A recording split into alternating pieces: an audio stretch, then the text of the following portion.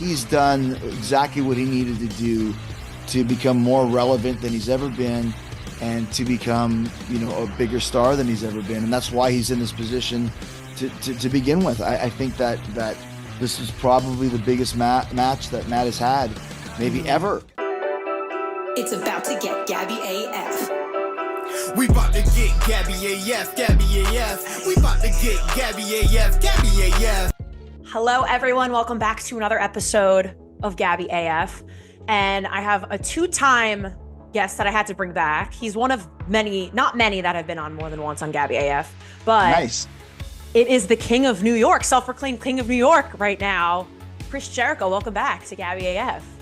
Thank you so much. I'm excited to be invited back. It's a great honor. Yeah, I mean, I only invite the special ones back more than once because we you. have a lot to talk about. Well, and you don't stop. So there's always something new to talk to you about because you're like one of the hardest working people I think I've ever seen in my life. And it's never ending and you have a million things going on. But I appreciate you taking the time and happy belated birthday, by the way. Oh, thank you. Wow. I guess it's still, it's November. Yeah, it's within 6 weeks. So I guess that counts. I'll take it. Well, because my birthday's in November too. That's why. Oh, so when is yours? November 27th. So happy belated birthday. Happy less belated birthday. Exactly.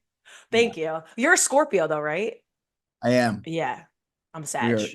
We are evil creatures, aren't we? You are. Everyone says never to date or trust a Scorpio. So just saying. And yet here I am back on your show. Here it is, the learning tree going on. Let's get into it. Obviously, you are in New York City and you are going to be at Ring of Honor's Final Battle as the two-time champion. And you are up against Mr. Matt Cardona, who, I mean, that guy is just all over the place and everywhere. And he's just kind of a little bit annoying, I'm sure, to you at this point. So you had to show up and get him at GCW. He showed up on AEW. So, how do you feel about going into this match tomorrow? I was really excited when the idea came up to work with Matt because I've never worked with him before. Oh, wow. I didn't even realize that. Yeah, maybe a 2-minute nothing match. But once again, that was Zack Ryder. That's a different guy almost at this point in time. Not almost completely. So we've never wrestled before. And I like the idea of having it be somebody different, someone kind of outside the wire, so to speak. So when we created the idea and then he answered the challenge, and then the King of New York thing comes up. It just all really kind of fit together because we're doing something interesting here that I really like in that the shows this week are all in New York City. We're all based in this area. So do a little bit more of a localized promotion for it. Sure, it's a worldwide pay-per-view and worldwide Dynamite and Collision and Ring of Honor, but let's focus more on the New York side of things, which is something they used to do back, in the 80s and 90s. And that's when we thought the King of New York is an interesting concept. It's fun. And we can have some, have a laugh, kind of on insider jokes. If you know that you can't take the Staten Island ferry to, the meatpacking district or to Manhattan, which I just offered to bring you over. To send me. Yeah. So it's like, I like that sort of stuff because if you don't know, it's like, well, he's just spewing a bunch of BS. If you do know, it's like, who is this asshole, talking about Hell's Kitchen being in the Bronx? To the point where Paul Stanley from Kiss sent me a Wikipedia screenshot saying, that Hell's Kitchen's not in the Bronx. It's here. And I'm like, I know, dude. Like, that's the idea, the gag. So I think I gave it a little bit more of a localized feel. And I think it's worked really well in building this match in the last month in that respect. Yeah. I mean, I actually didn't realize that you had never worked with Cardona before because I feel like that's pretty crazy because you guys have both been in wrestling for so long now that's kind of interesting. And like you said, this is definitely, I love that you guys are doing the shows in New York. Obviously I'm from New Jersey, but it's considered New York and you're from New York, which as well, right? You were born in New York City. Well, no, I'm from Long Island, which is New York. Yeah, I was born in Manhasset. So once again, any great heel bit has a kernel of truth behind it. So, claiming to be the King of New York, I am from New York. I did start, my life here in the city. So I remember being in Madison Square Garden at 3 or 4 years old, watching my dad play for the Rangers. So there is an element of truth there. I at one point, John Cena and I had the highest grossing show in Madison Square Garden history, a cage match that we had in 2008, right around Christmas time, right after. It was the highest grossing show in Madison Square. So I have that element as well. So there is a lot to this, because of my New York background and all the accomplishments that I've had here over the years. It's the greatest city in the world. I mean, I think New York is the greatest place in the entire world. Well, People would argue, but yeah, no, but and that was what I was saying earlier. Like I've been to New York so many times, but most of the time you come in, it takes a while to get from the airport to the arena. You do the yeah, show, you fly out the next day. New York is a hassle when that's the case. yes, Being here since Tuesday, I mean, we did that whole King of New York shoot in the city Tuesday night for Dynamite yesterday. I've been here, 3 days now, 2 days, 3 days, whatever. And you're getting a chance to really enjoy New York at Christmas time. I went shopping at the Manhattan Yards yesterday. I did the whole media day rounds today and just got a chance just to relax a bit and enjoy the city. And you're right, New York is one of the best cities in the world, especially at Christmas time. There's such a yeah. vibe to it at Christmas, you can't compare. So it's been a really enjoyable experience for me this time, and I'm glad that we were able to work this out. Yeah, no, I'm super excited. Obviously, Hammerstein Ballroom is just an amazing place to have the show as well, like history wise, when it comes to pro wrestling. And I love that. I didn't realize Manhasset was Long Island because Cardona is also from Long Island. And I talk shit about everybody from Long Island because I don't even count that as New Right, York. it's New York. Yeah. Because you guys are the most annoying people ever because you think Long Island's better than everywhere else. But like, Well, you, because I moved from Long Island when I was 5, so I have yeah, zero opinion on it whatsoever. he's a very big Long Island guy. He Cardona. is right. Well, so is MJF. These are Long Island guys, right? Yeah. A lot of those guys. Max Caster, also from Long Yeah. Island. So there's a whole crew of them. Naming a bunch of great dudes that are just super nice. Yeah, All the Long right. Islanders, not putting up a good argument for Long Island by listing everybody that you, but Yeah, I'm just, yeah. but I'm just joking around. But Cardona, it is interesting and I'm excited for it. But Cardona is someone for me as well. And I talked to him. I had him on my show a few weeks ago and we talked about it. The fact that he's even considered like a free agent like he is wild to me with everything that he's been doing.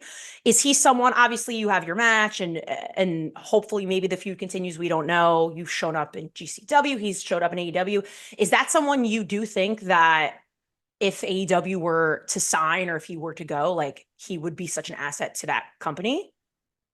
I mean, he's done such a great job of reinventing himself Yeah. and turning himself into a star. And he's so much more of a performer and of an asset now as Matt Cardona than he ever was as Zack Ryder. It's similar to John Moxley. I mean, think about John Moxley in the comparison to Dean Ambrose. It's night and day.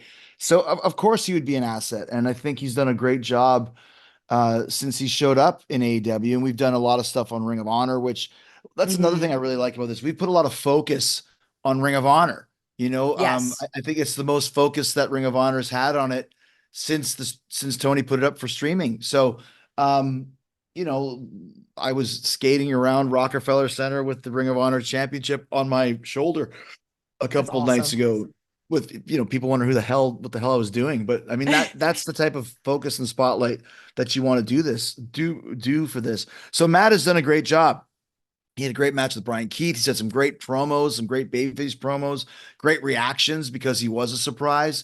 So I expect that we're going to tear the house down tomorrow night. And I'd be very surprised if something doesn't happen after that. But who knows? And either way, he's done exactly what he needed to do to become more relevant than he's ever been and to become, a bigger star than he's ever been. And that's why he's in this position to begin with. I think that this is probably the biggest match that Matt has had maybe ever. So I expect him to deliver 1,000%. And I know that I'm ready to do that as well.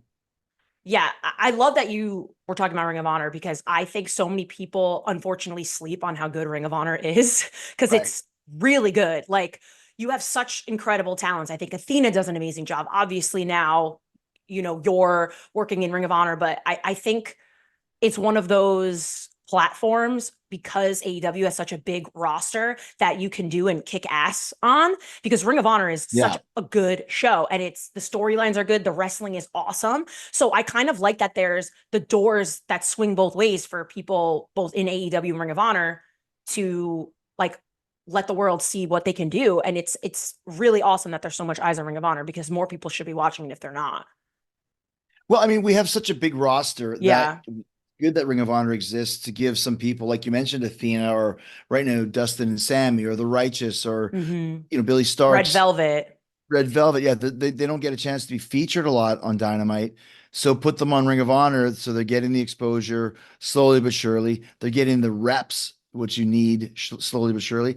And also here we are. I mean, there's a lot of talk and a lot of movement in Ring of Honor getting its own television show, which I think has always been the goal ever since Tony acquired the company. And that's another reason why this is such a great forum for Ring of Honor, with Chris Jericho involved, with Matt Cardona involved. It's like, let's build this to so where it shoots up even higher. So there's that element to it as well. Yeah. No, it's really awesome. You mentioned, Cardona had that match with Brian Keith, who I also think is a very, very good wrestler, and people need to take notice on. How has it been for you working with him and Big Bill in this learning tree, which, by the way, is hilarious to me? It's great. Like, every faction that I've had in AEW, a lot of trust has been involved. If you go back to the Inner Circle, I didn't know anything about Sammy. I'd seen one of his matches, and I didn't really know much about Santana or Tease either. I knew of them, but didn't really know a lot of them. We formed this faction, and those guys just stand out. Then we do Jericho Appreciation Society. I didn't know anything about Danny Garcia, nothing about Daddy Magic. Those guys just completely explode, especially Danny Garcia. Same thing happened with the learning tree, if that's what we're called. A couple names came to mind when I started this idea. Big Bill was one of them. Thought that was amazing. And then Tony suggested Brian Keith. Didn't know anything about him. Nothing. So crazy. But once again, Tony suggested that you do what your boss wants you to do. And listen, I can work with anybody and find some positives in there. But Brian Keith, I mean, the positives are just tremendous. I mean, there's there multiple positives for him. And he reminds me a lot, and Big Bill too reminds me a lot of a Danny Garcia, for example. Just happy to be involved, and will do anything and do his absolute best to make it great. All of those guys do that. No questions asked. I mean, that to me, trust me, I know. If you really want to make it in wrestling, you have to be able to make anything good with not a lot of questions asked, because in WWE, you're not allowed the option to turn things down or to say no. Like, you do it and you make it good. And if you don't make it good, you might not get another shot.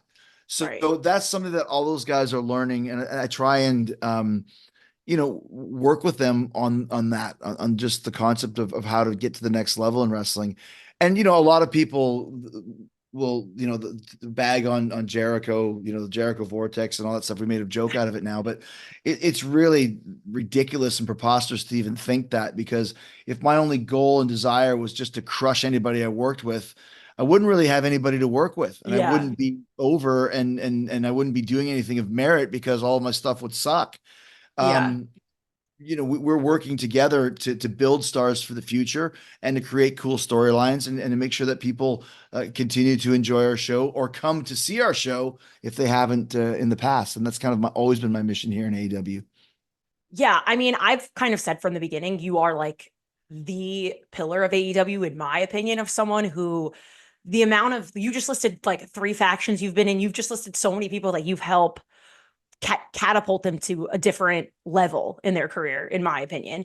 So it's like, how do you kind of come up with all these different kinds of characters for yourself, or like transitions of the changes that you do, and kind of, you're like a chameleon with the people you work with too, to like change yourself to help them get over. Like, I really don't understand how you do it.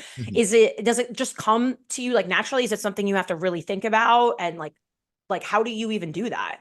I mean, a lot of it's experience. Yeah. You can't teach experience. And a lot of it is just instinct, especially when you're talking about changing characters or jumping into something like, you just kind of know, like I just Yeah. know it's time to change something, you know what I mean? And or create something new. Read the room and use certain things that you're hearing or seeing to your advantage. I don't know about you guys, but have you noticed that the days are shorter, but the to-do lists happen to be longer? Oh man, I just feel like I have to power through these busy days. And sometimes it's hard to do so when you also have to refuel by cooking for yourself. So, Factor has played a huge role for me in helping me because they're no prep, no mess meals. And they basically keep me fueled and feeling my best, even when my to-do lists are so long that sometimes I think I'm too tired to even stand. So from breakfast to dinner and anything in between, it's just easy, it's nutritious, and they taste so good. Whether you like a routine or you enjoy mixing things up like me, I don't really have a very good routine, it has you completely covered, Factor, because they have 35 different delicious meals every single week and over 60 additional convenience options that you can add to your box, like keto cookies, pressed juices, smoothies. I just got the new pressed juices and they are so delicious. I'm adding them to my like regimen every single week because they taste so good and they have so much good stuff in them. Don't let your shorter days slow you down. Stay energized with America's #1 ready-to-eat meal delivery service. Head to factormeals.com/50GabbyAF and use code 50GabbyAF to get 50% off your first box plus free shipping. I hate paying for shipping. So the fact that you get free shipping with that is pretty awesome. So again, that is code 50GabbyAF, 50GABBYAF at factormeals.com/50GabbyAF to get 50% off your first box plus free shipping while your subscription is active. And then I think that just comes once again from experience and just being able to just, like with King of New York, when that was suggested to me, I instantly went to Amazon and looked up, New York merch, I Heart New York, or that scarf I just showed you, or, this terrible hoodie that I wore on Dynamite last night that just says New York baseball. Like, didn't even say Yankees or Mets. Like, what New Yorker would buy a shirt that says New York baseball? So bad. It'd be like me buying an Iron Maiden shirt that says London heavy metal and going, it's a Maiden shirt. Like, what? So I just thought I could really have some fun with this. Like, just being like this clued out idiot who thinks he's such a New Yorker, but does all these things that real New Yorkers would never do. Right. And non-New Yorkers would think that guy doesn't know what he's talking about. Because when I go to New York, that's what I do. You're right. So or like touristy shit. You know what I mean? Like if you wore one of those, like I love New York, like shirts that you get on the street. Like which I wore it last night and I wore it the first night. I just, to me, it was like, you can really have fun with that. Where someone else might go, King of New York, that's stupid. It's only going to be for a month or whatever. I look at the other side of the coin. It's kind of a challenge. Let's make this as great as we possibly can and push it for as long as it can go. So, and that's kind of always been my motto, is just really, like I said, you have to let the story lead you. You can't lead the story. If you're trying to lead the story into somewhere it doesn't want to go, it's like a dog. The dog doesn't want to come in the room. You can push it. It's not going to go. If the story is where it needs to go, it will take you there. Yeah. And all you have to do is be smart enough to realize that and just go with it. And then you kind of just, like I said, you figure out where the best way it is to do it. But that's kind of the way I've always kind of dealt with my career, is just let the story lead you. And if you feel something is pulling you a certain way, then you're probably pretty much right and you should do it. Yeah. I mean, and you don't half-ass anything, which is why, like, you're like, I'm just going 100% all in on it. Right. And like, I'm shoving it down your throat so that you're going to make sure that you either like it, even if you hate it, it's a reaction. And that's what you want. You want that emotional reaction. You mentioned the Jericho vortex, which I think is hilarious. But that you even said that, because I didn't know that's what you were calling it. But, how do you deal with sometimes all this fan negativity that, a lot of people get, but sometimes you get a little bit more when they all think it's like always about you, or even though really you're not doing it for yourself. You are doing it just for the success of a company and to help other people. Yeah. And once again, we did that the first time when we went from an ad rev share to 45 million a year. And then here we are again for 185 million a year. Tell me I'm not here for the company. Right. Yeah. But once again, I mean, it's I think that people have those types of opinions, but I know that what's real and what's not real. Yeah. And I really can't worry about that. People that hate you are going to hate you no matter what you do. I could have, a match called 4 Stars by Dave Meltzer and they'll get like a 2 on Cage Match just because it's me. They're not even Yeah. watching what I'm doing. They're just like, Right. we hate this guy. Yeah. I can't worry about that. All I worry about is the fan base that I have, which is massive, and bringing in new fans. People that hate you, there's nothing you can do. Whatever. If someone doesn't believe in Jesus, there's nothing you can say to them that are going to make Right. you change their mind. So that to me is the biggest thing is I just don't worry about it. And that is probably the best advice I could give to anybody in wrestling or in show business or anything where you're going to put yourself out there. Be prepared to have everybody bury you with their opinions, but don't listen to that. People that have that attitude would never try things on their own and would never probably have failed in their own lives. So they want to try and take it on you. So I don't ever take it much merit of that. If I felt that way, then I would do something about it. But if I feel opposite, I know what I feel. I know what's good and what's bad way more than any fan does. Because it's an opinion, but I know I've been doing this for 34 years all over the world. I know what I'm doing. I know if it's good and I know if it's bad. So I don't need anybody to tell me that. Never did. I'd come back from a match with Vince McMahon or Tony Khan. Great job.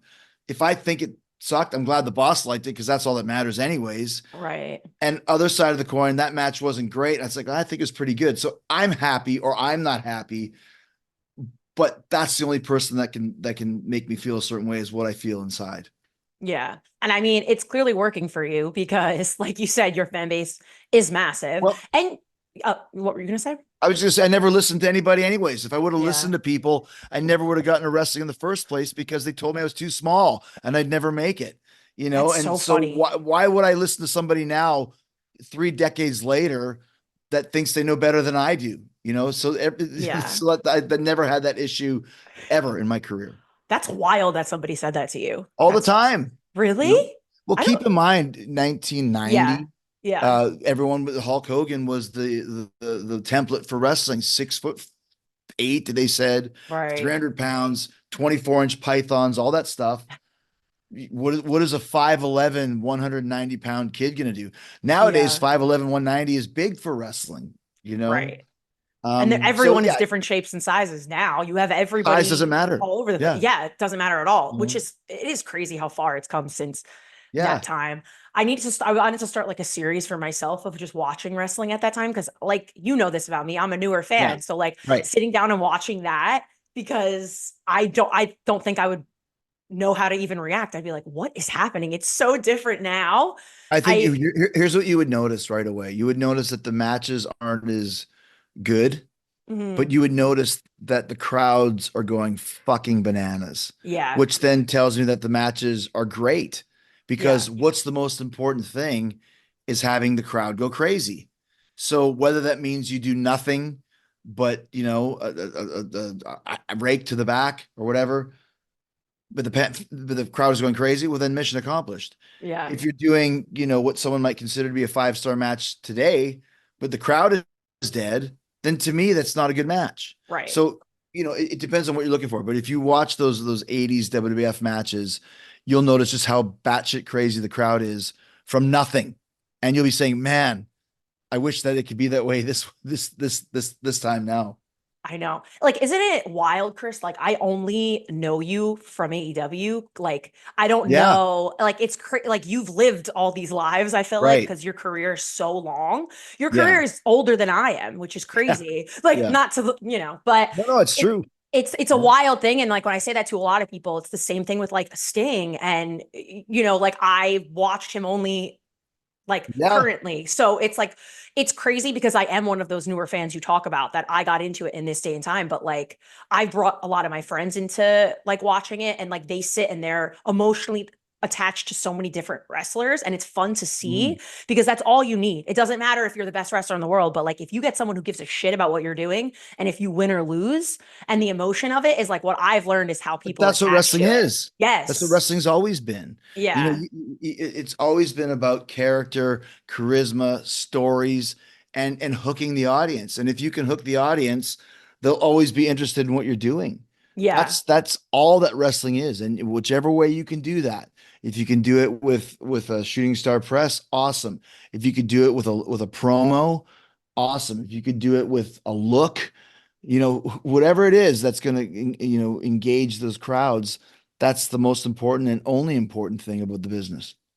Is there anyone right now in the business that obviously you are who you are and you're going to stay the champion and everything's going to be great. But is there anyone right now, like as a character or what they're doing that you're kind of like, oh, I really want to get in the ring with them? Cause like, I think it's super interesting, or they're going to be a star in 2025. Is there someone right now that you kind of have your eye on?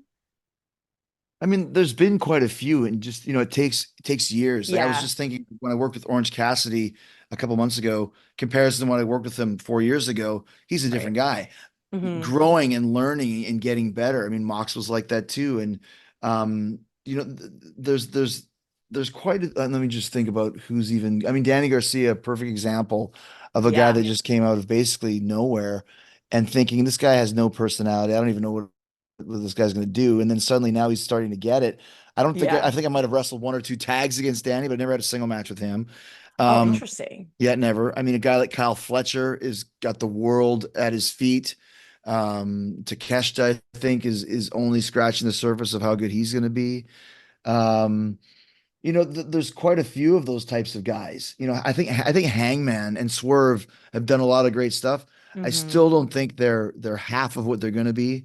I think MJF as well. I think MJF is half of what he's going to be in a few 100%. years. So there's a lot of those types of guys that they're not maybe their first year in the business, but they're developing. Jack Perry from when he first started, Darby Allin. I worked with Darby Right. in week 3 in Yeah. AEW just to see how far he's gone.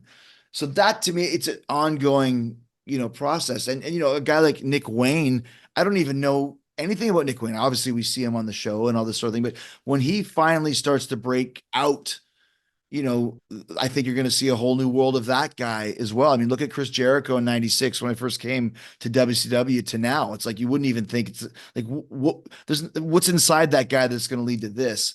And Right. that's what we're always waiting for. Who's going to discover something that's going to take them to the next level? We don't know because sometimes it's not who you think it's going to be. It's not. Yeah. It's the other guy or this person or that person. So that's what I'm kind of waiting to see. I mean, I knew the Outrunners would get over. I Oh had them my on my God. cruise last year. I'm And obsessed with look how them. much, literally, I mean, they could be tag team champions tomorrow and people would buy it and want to see it. Yes. You know, look at what Leo Rush and Action Andretti are doing right now. Hmm. They're starting to, I had Action 2 years ago and people were like, oh, this guy, nothing, whatever, blah, blah, blah. I knew that it's not going to be in 6 months or a year, but he will find himself just like Leo quits, he comes back, he quits, he comes back. I think he's Yeah. finally realized you have to stick around and put in the work to get to Right. the next level. And when the guys start figuring that out for themselves, that's when you really see them grow. And that's what's exciting to me to see how this is going to continue. Like Mariah May, a million times better now than she was when she first got here, a million Oh, times. 100%. And she was good, but now she's really starting to figure out how to be good. Harley Cameron, another example. So Nothing good. when she came, and she just scratching the surface. So Hmm. I like to see the development, and when the confidence comes in, that's when the stars are born. Yeah, I completely agree. And I think it's great also. You just mentioned so many people that are literally just beginning, really, like you Right, just said, are right. scratching the surface. But you put in people like a John Moxley, like now Yeah, Shelton Benjamin, like Bobby Lashley, who are vets that have been in it, and you amazing. throw them all together. Like I just think the Hurt business or the Hurt Syndicate, I will say, Yeah. like with MVP and stuff, is just such a good addition to AEW because look at the matches that Shelton fucking Benjamin is like delivering on TV. And now you have these Bobby and like they're in his match with like, you know what I mean? Like they're just building up these people. Well, the thing if you take a guy like Shelton, for example, and Osprey is another guy. He's already improved a year from now. Imagine what he's gonna be like next year. Yeah. Um, but Shelton. Shelton was always a great wrestler. I mean, Hmm. I had great matches with him 20 years ago. But Shelton went through what I just said. I would say if he was here right now, you probably lost your confidence for a while in your Mm. second run or third run in WWE, whatever it was, the last few years. He comes back here, he gets treated like a star. He gets the opportunity to put on good matches. And guess what? He's doing that.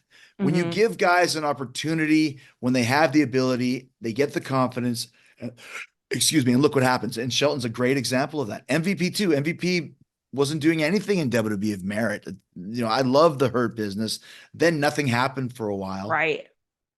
Now they're back doing what they should have been doing 2 years ago, but they know it, and they know Hmm. that it worked once, and now they've got it going on again, and it's just fun to watch them because all these guys have been around for years and years and years. But give them some confidence and a little bit of a push, and watch what happens. Yeah, it's definitely an exciting time. I think 2025 is going to be a huge year for AEW because you guys are only getting better. And I think Yeah, the younger talent stepping up a lot more and people are really growing into these characters, and these things hmm, are like they're implanted seeds and they're not just thrown at the wall. You know what I mean? Like you right. emotionally care about these people and it's only going to get better. And the matches are going to get better. The shows. I know you don't have a lot of time, so before we go, I do want to talk about the Jericho cruise because that's coming up soon. Hmm. Six on the beach, right? Is that what It is 6 on the beach. six on Yeah. the beach? Are you like honestly? I feel like these cruises are always a massive success. Like every single person that I've talked to that goes on these talks about how it's like the best time of their lives. So it's like super exciting, and you keep having reveals of more and more people that are going to be on the cruise, always on your social media. So are you so like? You have to be so excited for that? Yeah, I am. It's a lot of work, Hmm. in the best possible way, and the thing is, you want to provide the best possible lineup that you can. And a lot of people don't want to go on the cruise. Some are scared of boats. Some aren't partiers. They think it's just one, but it is a big party, Right. but some people don't want to be around that. So I take the uh best lineup. I create the best lineup that I can with the names that I have available. The cool thing is for this year is there's no collision that night. Oh, So I basically nice. have full reign to use anybody that wants to go. Yeah. And because there's so many new talent in the company, that this lineup is maybe my best one since the early days when I had, Hangman and Cody and Bucks and those types of guys. Hmm. Look who we've already revealed, from Bobby Lashley to MVP to Tony Storm to Mariah May to Outrunners again. Thunder I don't, Rosa you just Thunder announced the other Rosa. I day. don't want Yeah. to. I don't want to. Mark Briscoe. I think Mark Briscoe conceived baby number 7 or 6. He's got 8 of Um, them now, so it's maybe a few of them insane. on the last time he was on board. So yeah, Takeshita. I mean, these are big time main event guys, and they've never been on the cruise before, and that's the secret, is keeping it fresh. And we've Hmm. we've got we've got some more great names coming. I mean, I'm not even going to spoil it, but I just Don't spoil it. confirmed one of the AEW's biggest stars is going to be joining us, which we'll announce, I think, probably 3 days from now or so. So I mean, people want to go, they know it's fun, they know what to expect, and I'm excited. But once again, it's a vacation for everyone but me, but that's Yeah. okay. It's Chris Jericho's cruise. My name is on the marquee. I know I'm not going to screw myself. I'm not going to get lazy on myself. So I built it around myself, and it paid off. Here we are, 6 cruises in, and getting ready to do the seventh in a while, but we've got a seventh plan. So we're not Wow. going anywhere in the next short time. See, like I want the cruise to be filmed. I think you should just do a short film on like someone documentary the cruise and how fun it is, because I would watch that in 2 seconds because people probably get crazy and it's probably Well, I know we hilarious to see. talked a little bit. You have to come. You have to come on I 7. You can do know. your show on it, and maybe you can help me do a documentary on the cruise.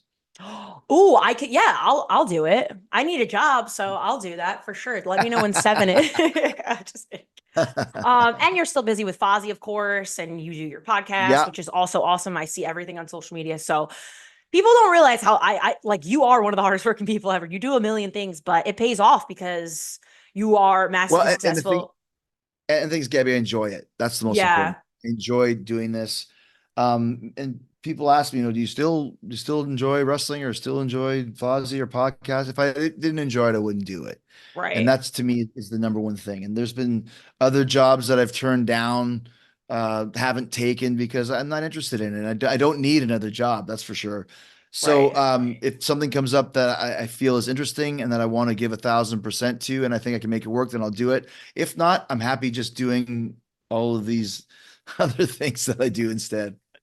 Well, it pays off that you do enjoy it because that's why they're all successful. I think if someone really doesn't like what they're doing, it shows, Yeah. and then the Yeah. people don't enjoy watching you do anything because they're like, this Right. man is not very happy. So Right. I'm very happy for you. I know you have all these things going on. I cannot wait to watch you and Cardona battle it out at Final Battle. But I do kind of think, you're gonna reign supreme. It's my opinion, and Well, I think thank you're you. gonna come out the Well, champ still. So it's your opinion and you're sticking to it. That gives me some motivation, some yeah. inspiration. My opinion is like up here. I'm like It really more New is. York. I'm It more is New to York than me. you are anyway. Yeah. I know. I Oh, know. you I'm mentioned the not. I'm Rangers not. were having a bad season, by the way. I can't even talk about I it. know. I know. I'm sorry to hear that. Because you I'm a Jets are big having a good hockey season. person. We Well, never really yeah. talk about hockey, but Yeah, I mean, I'm a Winnipeg Jets guy, and they started out of the gate huge, but hockey, just like basketball or baseball, you really can't judge it by the first couple months. To me, it's all what happens after Christmas and after the new yeah. year that really decides the season. It's not like football. You have 3 losses in a row in Oh, football, your season's done. Not so much in hockey. You could have 3 good months and then tank right after Christmas. So that's what I'm waiting to see where we're going to be about 2 weeks from now. oh, I can't even talk about football. I hate this football season. So are you a big football person? I I didn't even am. know this about you. Who's your team? Yeah. I mean, Jags, just because of Tony. Oh, yeah. Well, Yeah. yeah, Yeah. that's not great. That's why I got into football over the last 5 years, basically. Yeah. Are you a And I was Giants gonna fan or say, Jets? no, okay, neither, which is what everybody asks because I should Okay. be. Also, both teams are New York teams, but they play in New Jersey. So I know, right? interesting So who's your enough. team? I'm actually a Packers fan, which is Okay. Yeah. random, but Yeah. I love the Packers. My dream is to go Not to having. Lambeau and watch them, Oh, wow. Okay. but not We'll yet. put I'll send the Staten Island ferry to take you to Green Bay as well. The Staten Island Ferry. I can't wait. You got to Goes come with everywhere. on the Staten Island. It goes everywhere. People don't I know. realize. Everywhere you want to go. It's magical. Jericho, thank you so much for the time. I know you've been all over the place. And next time you are in New York, we are getting some New York pizza because it's the greatest All pizza right. of all time. Okay. And we'll actually do the sit down in person because virtual is fine, but like you're in my city, Yeah. you were literally 20 minutes down the road. So it sucks out. I literally have a But big meeting room in my hotel here. I'm actually sitting at a big boardroom desk. oh my We could God. have done it right here. So Damn. It's all right. Next time. There's next always gonna time. Listen, you're gonna be doing a million things all the time. That's just how you Yeah, are. we're in So New there'll York all always the be time. something So else. Thank you so much. As always, you're the best. And I can't wait for Final Battle. sounds good. Thanks, Gabby.